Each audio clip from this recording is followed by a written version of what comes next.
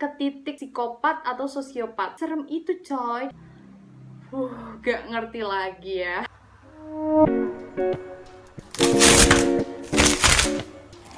Hello everyone. Kok jadi ada openingnya?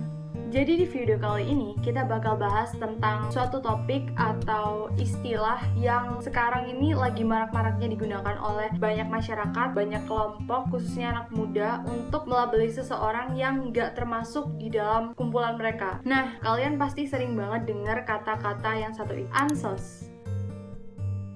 Sering banget digunain orang untuk hal yang tidak sepantas. Misalnya nih, lu ansos banget sih gak mau diajak kumpul, lu ansos banget sih gak mau diajak nongki, gak mau diajak ngopi, dan sebagainya. Bahkan nih ya, ansos ini di masa pandemi kayak gini digunain orang-orang tertentu untuk mengecap orang yang gak mau kumpul di saat disuruh. Padahal kita tahu saat ini kalau kumpulnya tuh nggak berguna-guna banget, jadi nggak usah kumpul ya. Sedikit gambaran tentang ansos, kalian pasti udah nangkep sih ansos itu yang kayak gimana, dan pasti nggak asing di telinga kalian. Tapi di video kali ini kita nggak akan hanya bahas tentang ansosnya orang-orang, tapi kita bakal pahami maknanya ansos yang sesungguhnya. Karena biasanya video-video aku selalu bahas tentang dasar-dasarnya dulu, baru kita bahas ke inti permasalahannya. But I know mostly kalian nonton videoku terakhir di menit pertama. Jadi aku mau bahas intinya dulu, setengahnya kalian udah tahu ini video bakal bahas kayak gimana. Well, ansos adalah sebuah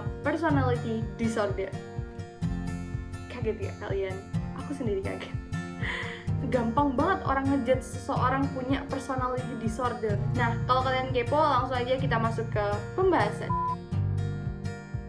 Oke, seperti biasa, aku mau kasih lihat kalian beberapa pengertian dari ansos menurut ahli, search di Google, dan berdasarkan research yang sudah aku lakukan. Yang pertama, ansos adalah sebuah gangguan kepribadian yang ditandai dengan pola perilaku yang eksploitatif, penuh tipu muslihat, mengabaikan hukum, melanggar hak orang lain, serta kasar dan cenderung kriminal. Next, kita masuk ke pengertian yang kedua ya, dari artikel yang berbeda. Antisocial personality disorder memiliki masalah atau gangguan kepribadian yang melanggar norma, lalu tidak merasa bersalah ketika melukai orang lain dan umumnya melakukan tindak kriminal. Kalau kita lanjutin nih garisnya, dari antisocial personality disorder kita bakal nyampe ke titik psikopat atau sosiopat. Serem itu coy, dan lu enak banget, lu ansos banget gak mau diajak kumpul, lu gak mudah bergaul deh, jadi lu dicap ansos.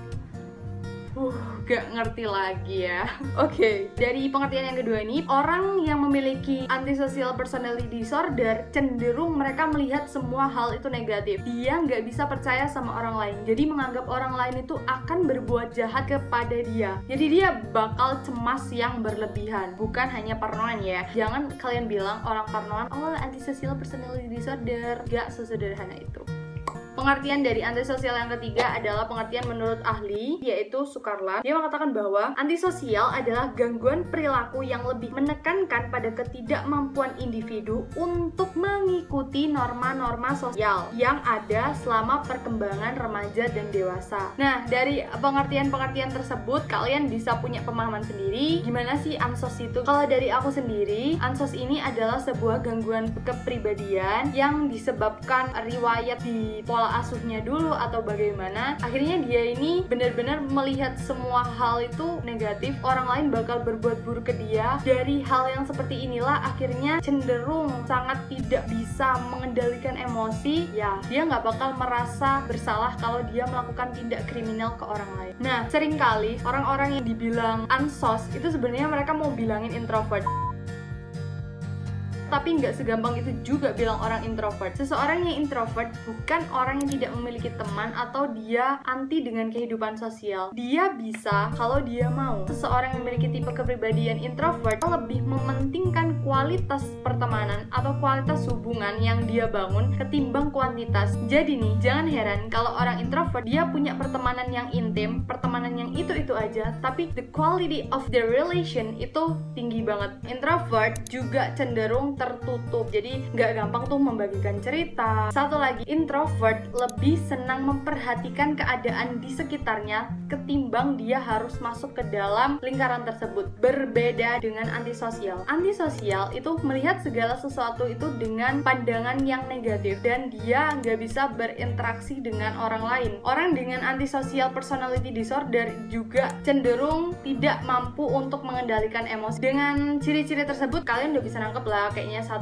atau 2 reason yang menyebabkan orang ini digolongin type of personality yang introvert. Nah, tapi gangguan kepribadian tidak semudah itu ya. Orang yang nyiptain kata-kata antisosial itu nggak semudah kalian mengartikan anti, nggak mau sosial, bersosial. Nggak kayak gitu ya. Ngomongin tentang introvert dan antisosial, kalian bisa ngerti lah ya. Kalau introvert type of personality, kalau antisosial adalah sebuah personality disorder. Entah gimana awalnya antisosial ini digunain orang-orang untuk memberi sebuah pelabelan terhadap seseorang yang cenderung tertutup, menarik diri dari kehidupan sosial, dan seperti itu. Padahal nggak kayak gitu. Nah, bicara tentang menarik diri dari kehidupan sosial, ada sendiri nih sifat asosial.